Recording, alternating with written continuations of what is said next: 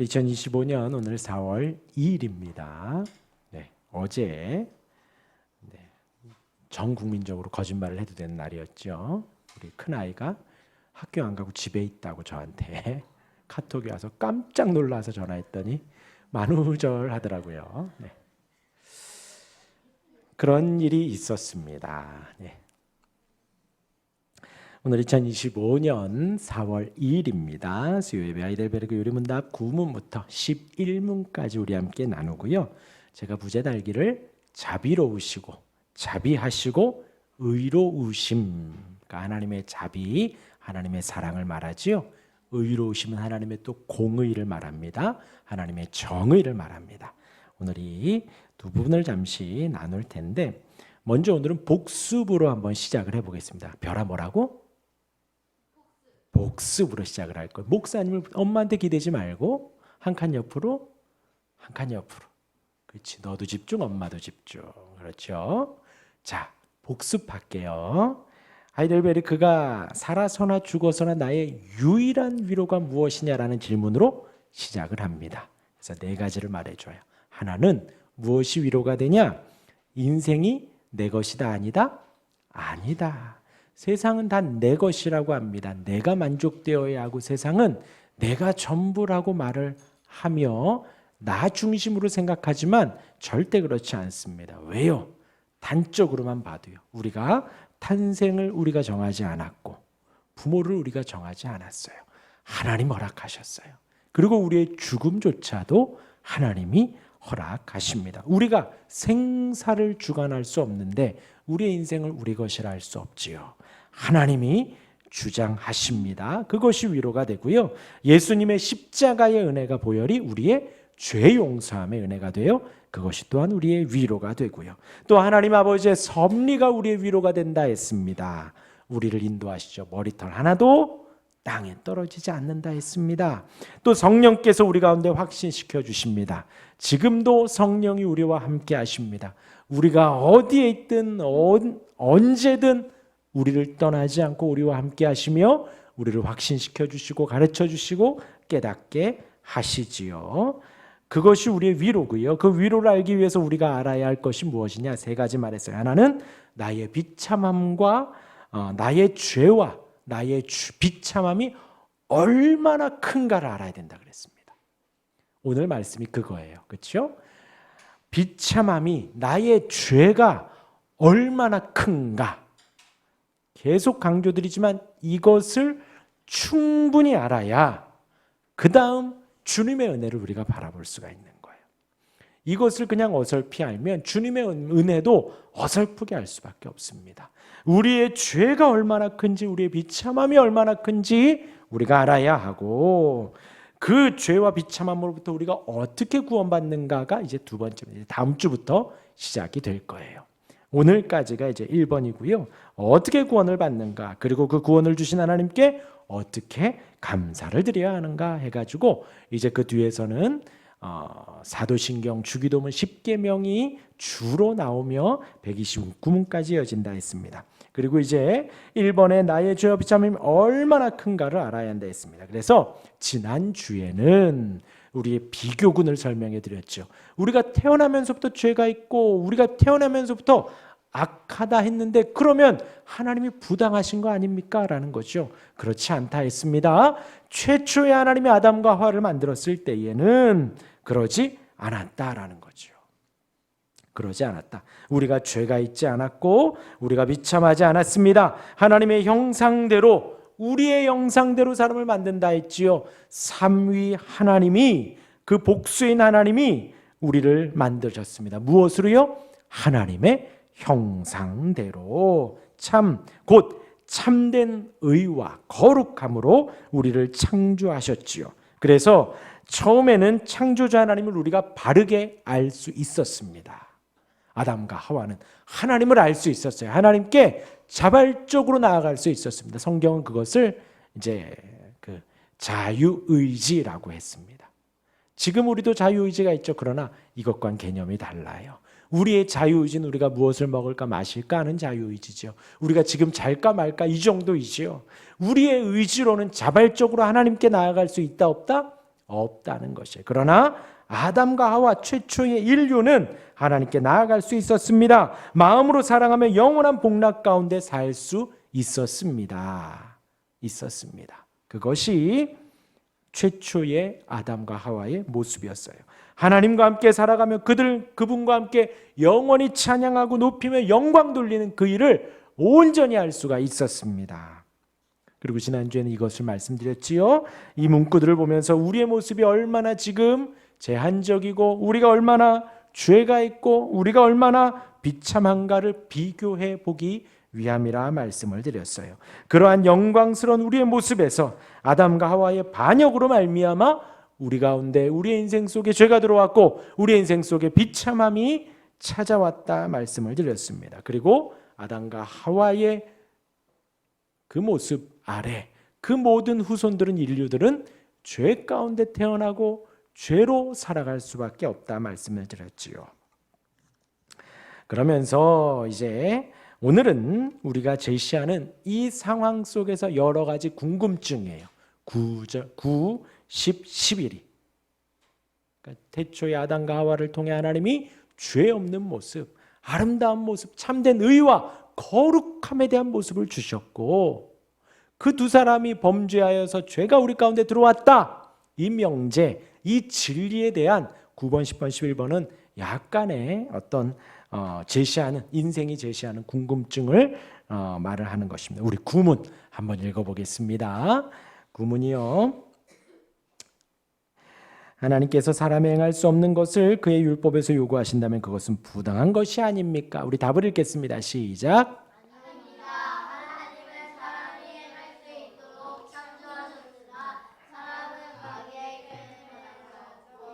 불순종하였고 그 결과 자기 자신뿐 아니라 그의 모든 후손도 하나님의 그러한 선물들을 상실하게 되었습니다. 하나님은 우리가 선을 행할 수 있도록 만드셨습니다. 최초에는 선을 행할 수 있도록 만드셨어요. 선이라면 하나님입니다. 우리가 말하는 그냥 쓰레기 줍고 친구한테 뭐 폭력 쓰지 않고 그 정도로 생각을 하면 안 돼요. 하나님을 찾는 것입니다. 하나님 안에 살아가는 것을 성경에서 말하는 선이다라는 거예요. 그 개념이 딱 있어야 됩니다. 우리가 선하면 좀 착한 일 정도, 친구 도와주는 것 정도, 엄마 말 잘 듣는 것 정도로 착각을 하면 안 돼요. 성경에서는 선하면 하나님입니다. 그래서 최초의 인류는 선을 행할 수 있었습니다. 그런데 사람이 마귀의 꿰매 빠져서 불순종한 것이죠. 고의로 불순종했다. 여기에서 중요한 단어는 고의예요. 고의적으로 불순종한 거예요. 하나님께 순종할 수 있었습니다. 거부할 수 있었습니다. 뭐를요? 죄를 거절할 수 있었고 하나님께 100% 순종할 수 있었습니다. 그런데 아담과 하와는 할 수 있었음에도 불구하고 안 했다라는 거예요. 어떻게 해요? 고의로. 아담과 하와는 뱀의 꼬임이 들어왔죠. 시험이 들어왔죠. 이길 수 있었습니다.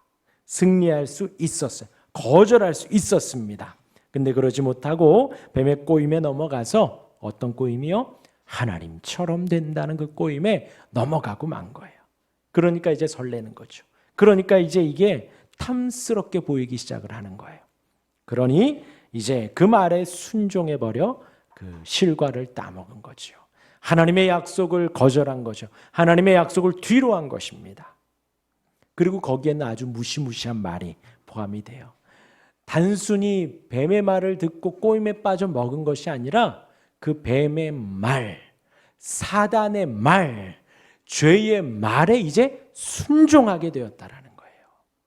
순종하게.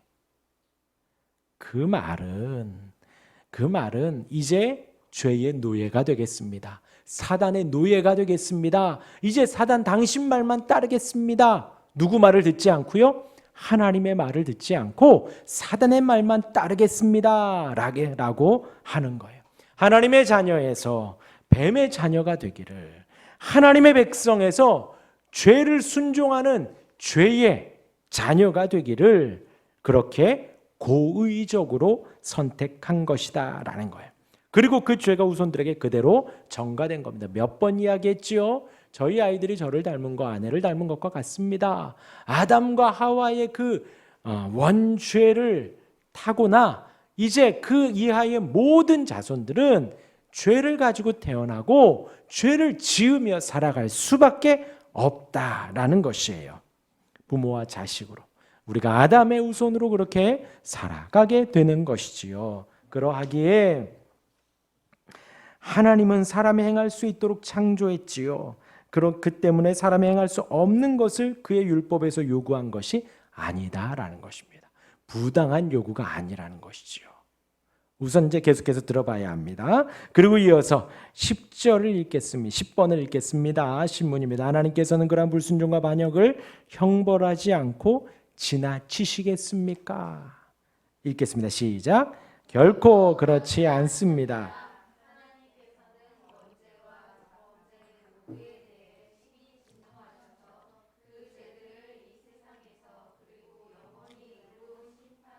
형벌하실 것입니다. 하나님께서는 누구든지 율법책에 기록된 대로 온갖 일을 항상 행하지 아니하는 자는 저주 아래 있는 자라고 선언하셨습니다. 그렇게 이제 아담과 하와는 불순종했지요. 그래서 죽음에 사망에 이르게 된 것입니다. 진정 육체는 이제 사망에 이르게 된 것이고요.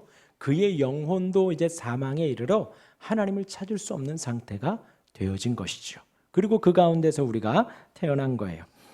그러한 우리의 상태, 현 상태를 생각하는 데 있어서 20번은 꼭 기억을 해야 됩니다. 하나님은 사람을 형벌하십니다.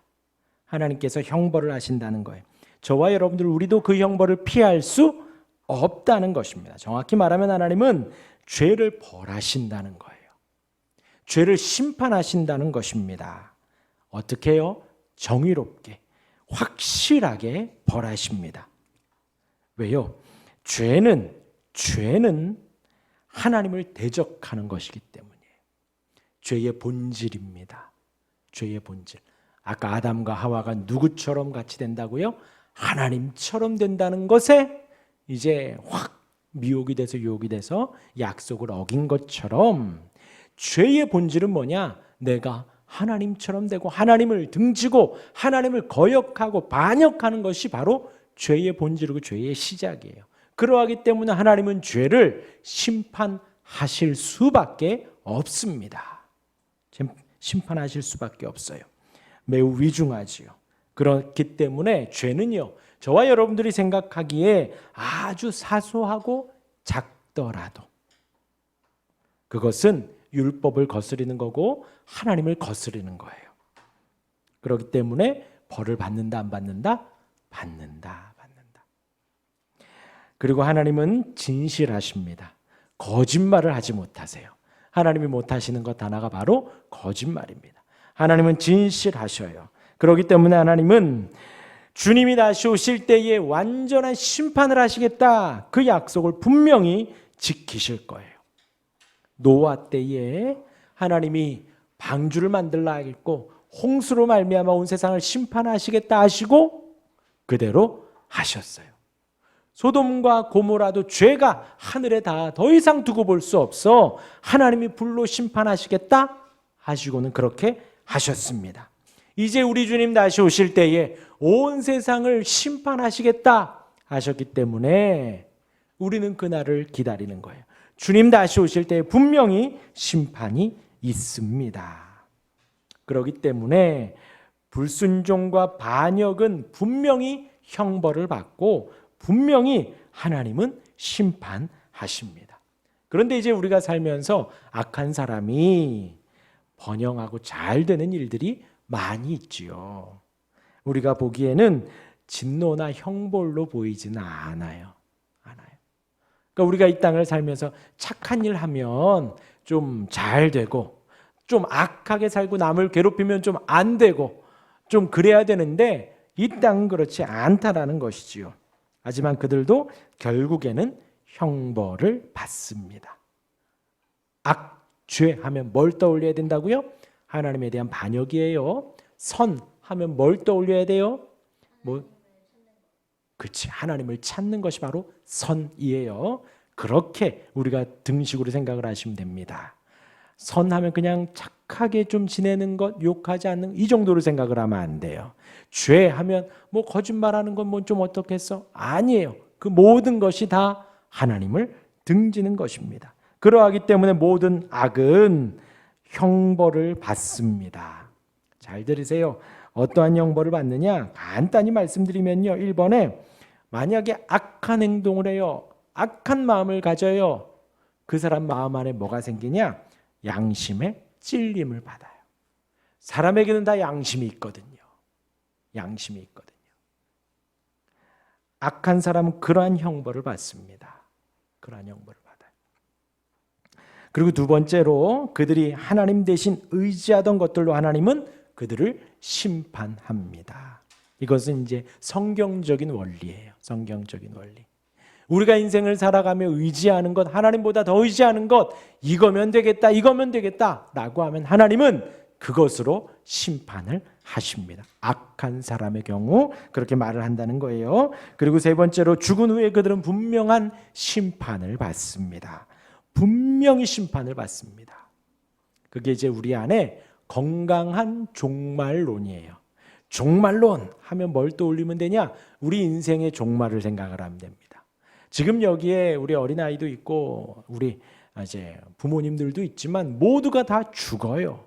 인생의 종말을 맞이합니다. 누구나 다. 그리고 순서 없습니다. 아까도 말했지요. 생과 사를 하나님이 쥐고 계셔요. 우리의 인생에 있어서 누가 먼저 가네, 누가 나중에 가네 없습니다. 지금 여기에 있는 우리들만 봐도 그래요. 그러한데 그 인생의 종말을 맞이하는 것에 있어서 건강한 종말로는 오늘이 마지막이다 하고 사는 거예요. 아, 하나님이 오늘 나를 데려가시면 내가 후회 없이 하나님 앞에 신앙생활해야지 하는 마음으로 사는 것입니다. 그리고 또 두 번째 건강한 종말로는요, 주님의 다시 오심을 우리가 소망하는 거예요. 기다리는 것입니다. 어떻게 기다려요? 신부가 신랑을 기다리는 것처럼 주님이 다시 오실 때에 나의 영원히 기다리는 그 신랑이 다시 옴을 기다리며 우리가 기대하며 이 땅을 살아가는 것입니다. 그것이 건강한 종말론인데 분명한 심판이 있다는 거예요. 누구에게? 악한 자들, 하나님을 등진 자들, 하나님을 욕하는 자들에게는 분명한 심판이 있습니다. 기억하시길 바랍니다. 하나님은 분명히 심판하십니다. 그리고 중요한 것은요, 저와 여러분들 우리를 하나님이 다 멸하셔도 우리가 하나님 앞에 뭐라 할 수 없다는 거예요. 온전히 멸하셔도 우리 한 사람은 한 명도 구원하지 않고 다 멸하셔도 우리가 항변하거나 우리가 항소하거나 그럴 수 없어요. 없어요. 심지어 누구까지도요? 아담까지도. 아담과 하와가 하나님과의 약속을 어겼을 때에 3장 15절에 보면 하나님은 구원의 길을 열어주셔요. 이제 여자의 후손이 오는데 뱀의 머리를 상하게 할 것이다. 그리고 아담과 하와에게 동물을 잡아 가죽으로 옷을 만들어 주시지요. 하나님의 구원의 은혜입니다. 그런데 그렇게 하지 않더라도 하나님을 향해서 누구든 불의합니다, 너무합니다 할 수 없다는 거예요. 아시겠죠? 왜인지. 아담과 하와가 저지른 죄가 그만큼 크다는 거예요. 하나님을 대항하여 구태타를 일으키고 반역을 일으키고 배반을 일으켰기 때문에 그럴 수밖에 없다는 것입니다. 하나님이 아담을 구원하지 아니하시고 멸하셔도 하나님이 물로 홍수를 심판하시며 노아까지도 심판하셔도 아무도 할 말이 없다는 거예요. 마찬가지로 저와 여러분들 우리도 누구든 그대로 지옥불에 던진다 해도 우리는 아무도 항변할 수 없다는 거예요. 알겠어요? 아시겠죠? 하나님의 형벌을 절대 잊지 마십시오. 심판입니다. 영원한 죽음이에요. 우리 이어서 11문과 답을 읽겠습니다. 11문. 그러나 하나님은 또한 자비하신 분이 아니십니까? 시작. 하나님은 참으로 자비하신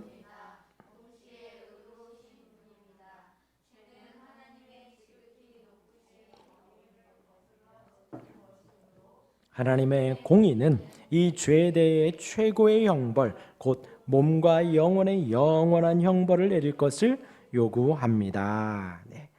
하나님은 방금 말씀드린 불순종과 반역을 형벌하지 않고 지나치셔도 괜찮다라는 거예요. 하나님께서는 원죄와 자범죄 모두에 대해서 심히 진노하셔서 그들을 영원한 진노 가운데 심판하셔도 된다라는 것입니다. 하나님께서는 누구든지 죄를 저지르는 사람들은 다 심판하실 수 있다. 저주 아래 있다라는 걸 말씀하셨는데, 그러면서 11문에 그러면 다 하나님이 멸하시면 하나님은 자비하신 분이 아니십니까? 라는 거예요. 그에 대해서 답은 하나님은 참으로 자비로운 분이시고 참으로 의로우신 분입니다. 죄는 하나님의 지극히 높으신 어미를 거슬려서 짓는 것이에요. 하나님의 공의는 그 죄에 대해 형벌을, 몸과 영혼의 영원한 형벌을 내릴 것을 명하신 것입니다. 그래서 공의대로 심판하신다라고 하면 어느 누구도 살아남을 수가 없어요. 하나님은 그렇게 공의로도 온 세상을 다스리시며 또한 더불어서 자비로도 온 세상을 다스리십니다. 하나님은 사랑으로 온 세상을 다스리십니다.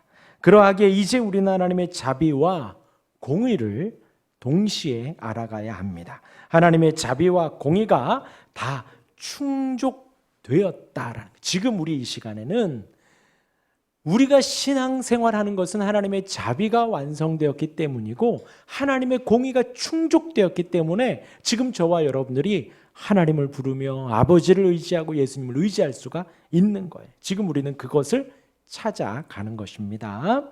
우리는 악하다 그랬지요. 하나님의 자비에만 기대려고만 하는 우리의 악한 습성이 있어요. 하나님 우리에게 사랑을 베풀어 주세요 라고만 합니다. 내가 막 이렇게 잘못을 했는데도 하나님 그냥 덮어주세요, 그거예요. 공의를 무시하는 것입니다. 그냥 나만 바라봐 주시고 내가 잘못해도 대가 없이 그냥 용서해 주시고 용납해 주세요 하는 거예요.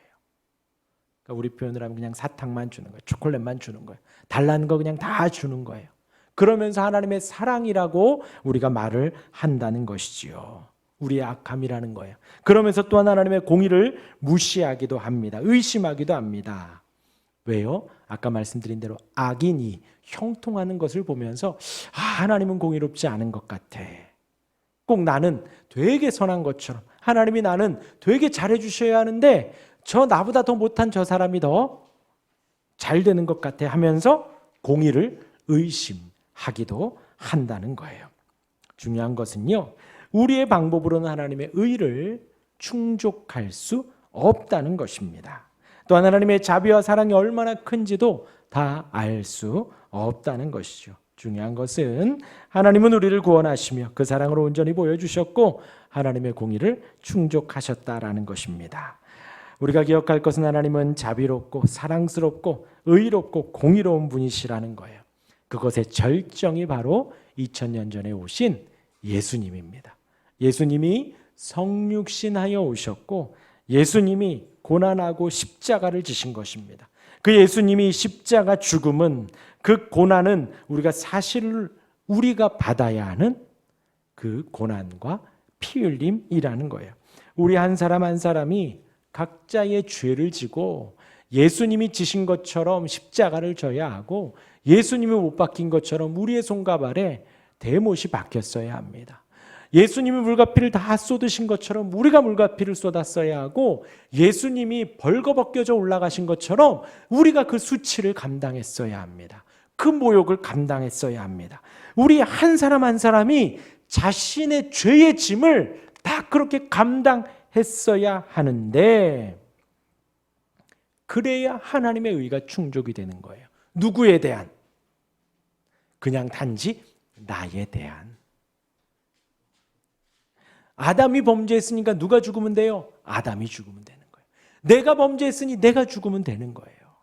그것이 하나님의 공의가 충족이 되는 것입니다. 그 이후에 태어나는 모든 인류가 다 각자 자신이 지은 죄에 대한, 누구에게 죄 지은 거예요? 하나님께 지은 죄지요. 하나님께 지은 죄, 하나님의 형벌을 받으면 되는 겁니다. 그러나 그런다고 해서 다 그럴 수 없죠. 그냥 다 죽는 거예요. 그러니 이것은 방법이 아닙니다. 그 정의를 충족시킬 방법은 이 땅에서 없습니다. 없습니다. 제가 아무리 제 아이들을 사랑한다고 해서 제가 죽는들 아이들이 구원받을 수 있나요? 아니라는 거예요.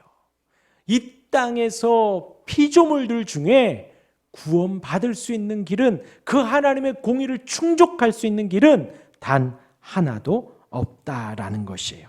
그래서 하나님은 그 공의를 충족시키시기 위해 참 하나님이시며 이제 성육신 하셔서 참 사람이신 예수님을 이 땅에 보여주신 거예요. 그 예수님이 우리의 죄와 짐을 지고 모든 모욕을 당하시고 손가락질 당하시고 모든 수치를 당하시며 십자가에 달리셔서 물과 피를 다 쏟으신 거예요. 그렇게 하나님의 공의가 충족이 되었고 그렇게 하나님의 사랑과 자비가 우리 가운데 현현한 것입니다. 그래서 이제 구문, 신문 11분에서 우리는 태생부터 비참했다라는 것을 알아야 합니다. 그러한 우리는 심판받아 마땅하다라는 거예요. 죄가 아무리 작은 죄가 있더라도 하나님 앞에 죄를 지은 거예요. 아무리 사소하다고 생각을 해도, 아무리 누군가에게 피해를 준 것 없는 것 같아도 우리는 하나님 앞에 다 죄를 범했다라는 거죠. 그러한 우리는 심판받아 마땅하고 우리의 힘으로 등으로 그 하나님의 공의와 사랑을 충족할 수가 없는 것입니다. 절대로요. 그 비참함을 온전히 알라는 거예요. 우리의 힘으로 아무것도 할 수 없다는 것을 더 깊이 알라는 것입니다. 그래서 이제 오늘 구문신문 11분에서는 이 비참함을 더 깊이 생각을 해보는 거예요. 지금 저와 여러분들 우리가 이 지금을 살아가며 현세를 살아가며 당하는 비참함이 또한 있습니다. 방금 여태까지 말씀드린 것은 우리의 영적인 모습이고 우리의 본래의 모습이에요. 그리고 지금 이제 말씀드리려는 것은요, 우리가 이 땅을 살아가면서 그 비참함을 또한 느끼며 살아간다는 거죠. 다른 말로 하면 고난이 있다고도 하고 환난이 있다고도 합니다. 이 고난과 환난에는 두 종류가 있습니다. 일시적인 고난, 환난, 일시적인 비참함. 또 영원한 고난, 환난, 영원한 비참함이 있습니다. 영원한 것은 우리 영혼에게 임하는 영원한 고통을 말합니다. 마귀들이 이해당하고 영원한 비참함을 당하는 것, 하나님께 회개하지 않은 악인들이 당하는 최종 목적지. 다른 말로 하면요, 지옥에 간다 그러죠. 지옥에 간다. 영원한 고통을 꺼지지 않는 불에 있는다. 영원한 죽음으로 불리우는 그곳에 가게 되는 거예요. 그것이 영원한 비참함이고요. 예수님이 여러 번 말씀하셨죠. 마가복음 9장 43절에도 보면요, 만일 내 손이 너를 범죄하게 하거든 찍어버리라. 장애인으로 영생에 들어가는 것이 두 손을 가지고 지옥 곧 꺼지지 않는 불에 들어가는 것보다 나으니라. 분명히 천국과 지옥이 있다라는 것이죠. 예수님이 그렇게 말씀하신, 손발 없이 눈 없이 지옥 가는 것이 천국 가는 것이 낫지 백체를 다 가지고 지체가 건강하면서 지옥 가는 것보다는 그것이 낫다라고 말씀을 하시죠. 지옥은 분명히 있고요, 그 영원한 형벌에 대해서는 분명히 있습니다. 그리고 이제 일시적인 환난이 있습니다. 일시적인 환난, 이 땅에서 우리가 살아갈 때 느끼는 거죠. 우리가 이 땅을 살면서 여러 환난을 당하기도 합니다. 어떤 질병의 환난을 당하기도 해요. 또 가난하기도 하고요. 혹은 이제 지금 러시아나 우크라이나 전쟁처럼 전쟁이 나기도 하고, 또 지금 우리가 조금 이따 또 기도하겠지만 태국과 미얀마처럼 그런 환난이 있기도 합니다. 지진이 있고, 지금 우리나라 저 밑에 지방도 산불로 인해서 환난을 당하기도 하죠. 이런 것들은 일시적인 환난이라는 것입니다. 이것은 의인과 악인 모두에게 동일하게 오는 것이지요. 이것은 어떤 죄에 대한 형벌일 수도 있습니다. 또는 하나님이 가게 하시는 십자가의 길일 수도 있습니다. 일시적인 환난이. 의인들 곧 믿는 이들도 이 일시적인 환난을, 고통을 당합니다. 우리는 십자가로 알고 견뎌내는 거죠. 주님이 가라 하시는 그 길을 가게 하시는 거죠. 먼저는 의인이 잘못을 했을 경우에 하나님은 아버지가 아들을 징계하듯이 그 길을 환난을 주십니다. 혼내듯이 교정시키듯 고통을 주는 것이지요. 이것을 사랑이 담긴 징계로 봅니다.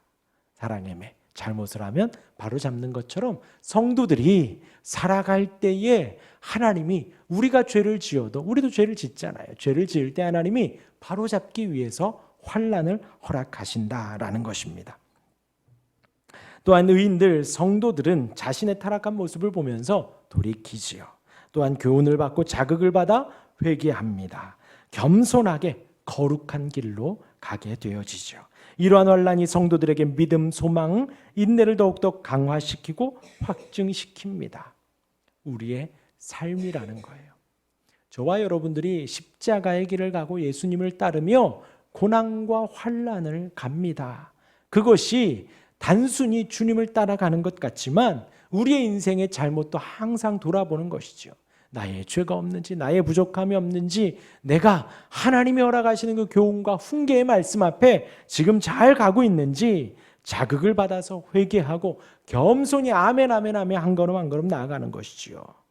그 길을 통해서 우리가 믿음과 소망과 인내를 점점 쌓아갑니다. 그리고 극단적으로 그러한 십자가의 길의 끝은 순교를 당하기도 하지요. 죽음을 두려워하지 않아요. 왜요? 죽음 이후의 삶이 천국으로 우리에게 인도하시기 때문이죠. 주님을 믿고 고백하며 죽음까지도 두려워하지 않고 담대히 선포하며 나아가는 것입니다. 그렇게 이제 우리가 당하는 그 환난과 그런 힘겨움들, 그런 것에는 성도에게는 위로가 있습니다. 위로가.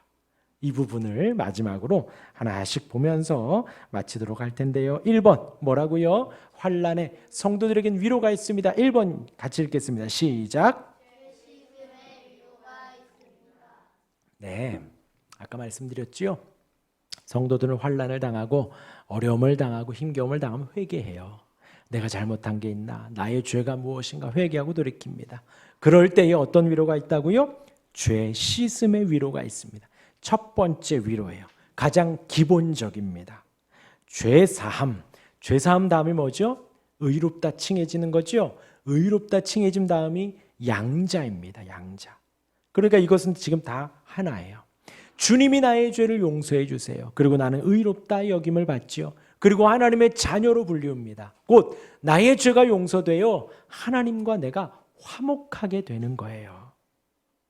이것이 우리의 신앙의 가장 기본적인 위로가 되어집니다. 이 위로가 든든히 서 있지 않으면 나머지 모든 것에 있어서 의심이 생길 수밖에 없어요. 아, 나의 모든 죄가 용서함되었구나. 내가 의롭다 여김을 받았구나. 내가 하나님의 자녀이구나. 라는 이 기본적인 위로. 우리 성도의 환난 속의 첫 번째 위로가 되어집니다.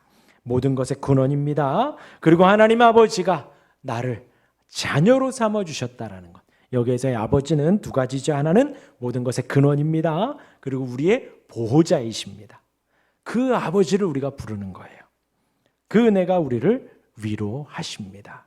두 번째 어떤 위로가 있다고요? 2번 읽겠습니다. 시작.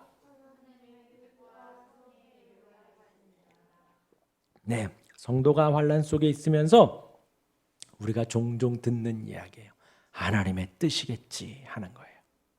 하나님의 섭리라고 하는 것입니다. 곧 성도의 모든 상황 속에서 사실 우리에게 필요합니다. 건강한 신앙인 거예요. 그러니까 이제 이찬수 목사님이 그래요. 이제 요즘에 막 간증이라고 해서 앞에 나와서 뭐 성도들이든 집사님이 장로님들이든 뭐 목사님이든 막 이야기를 하잖아요. 하나님이 하셨다고 하는데 그 모든 일의 끝은 다 성공이에요. 성공하고 잘되고 많아지고 부유해졌다라고 하면 하나님이 하셨다라는 거예요. 그래서 이찬수 목사님이 그것을 비판하면 뭐라 그러냐? 그게 무슨 간증이냐고. 그냥 성공 사례지. 이렇게 말씀을 하시더라고요.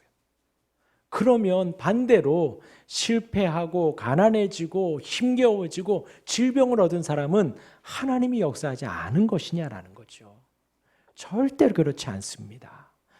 하나님이 건강하게 하시고 잘 되게 하시고 번영하게 하시고 부흥하게 하시는 것도 하나님의 섭리이고, 반대로 힘들게 하시고 아프게 하시고 잘 안 되게 하시고 꼬이게 하시고 버겁게 하시는 것도 하나님의 섭리라는 것이죠. 그것이 두 번째, 성도에게 위로가 되어집니다. 위로가 되시기를 바랍니다. 하나님이 다스리십니다. 마귀가 다스리는 것이 아니라 하나님이 다스리십니다. 물질이 다스리는 게 아니라 하나님이 다스리시고, 권력자가 다스리시는 것이 아니라 하나님이 다스리십니다. 세 번째 읽겠습니다. 시작. 하나님의 뜻에 순종하는 위로가 있습니다. 이번에서 하나님의 환난이 하나님의 섭리입니다 라고 고백을 하면 이제 그 뜻에 순종할 수밖에 없어요. 하나님의 뜻이니까요. 우리가 순종하게 되고 그것이 성도에게 또한 위로가 됩니다. 4번입니다. 시작. 네. 4번 읽겠습니다. 시작. 하나님의 선한 양심의 위로가 있습니다. 아까 선하다 하면 뭘 생각해야 된다고요? 하나님을 찾는 게 선하다 했습니다. 그러니까 선한 양심 하면 아까 말했죠. 우리 안에 뭐 쓰레기 줍는 양심, 그걸 생각하면 그렇게 생각하는 것이 아니라 하나님을 찾는 양심이에요. 그러한 위로가 있다 그랬지요. 이것은 경건한 자들에게만 존재합니다. 하나님과 화목함 속에서, 아까 말씀 예수님의 공로로 말미암아 우리가 하나님과 화목하게 되었어요. 그 하나님과 화목함 속에서 우리는 선한 양심이 생겨난다는 거예요. 하나님을 찾는 마음이 생겨난다는 것이지요. 그것은 뭘까요? 평강입니다. 하나님을 찾으니 하나님이 주시는 평강과 은혜가 나를 압도하고 나를 사로잡는 거예요. 왜요? 하나님은 평강 그 자체이시니까요. 하나님은 사랑 그 자체이시기 때문에 우리가 하나님을 찾으면 하나님의 사랑이, 하나님의 평강이 우리에게 전해질 수밖에 없습니다. 선한 양심 곧 평강을 주십니다. 5번입니다. 시작. 하나님의 영광을 바라봅니다. 우리의 구원을 소망하지요. 어떠한 상황 속에서도 불평하지 않아요. 어떠한 상황 속에서 투정하지 않습니다. 하나님의 영광과 소원을 바라 구원을 소망하는 것이지요. 그렇기 때문에 우리가 환난 속에 순종과 은혜를 맛보면서 아까 말씀드렸죠. 불평하거나 투정하지 않아요. 그러니까 주변 사람들이 보고 회개하고 돌아오는 거예요.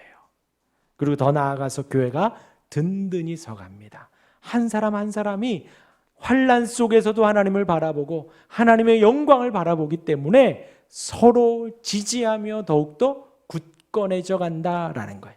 우리 6번 읽겠습니다. 시작. 성도는 시작.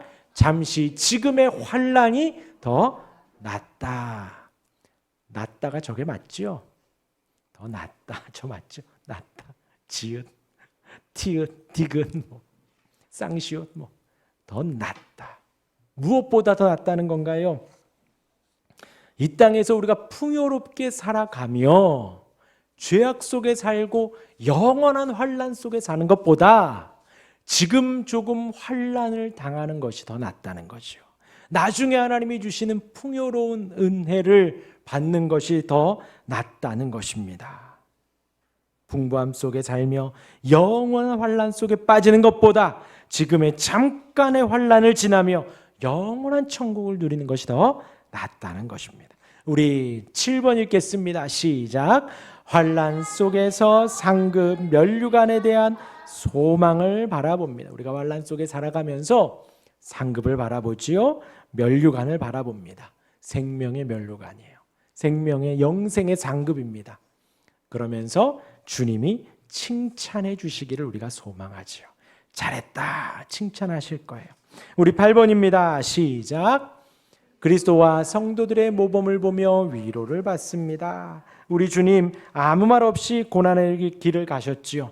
성경에 보면 그 모든 게 시제가 다 능동적이라 했습니다. 주님이 십자가의 길을 가고 그 오해를 받으시며 십자가를 지시는 것이 능동적으로 그 십자가의 길을 예수님이 가신 거예요.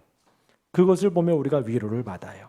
그리고 그 십자가의 죽으심이 나를 위한 죽으심이구나 위로를 받습니다. 또한 거룩한 성도들도 그 길을 갑니다. 나만 그러는 것 같아. 왜 나만? 이 아니라는 거예요.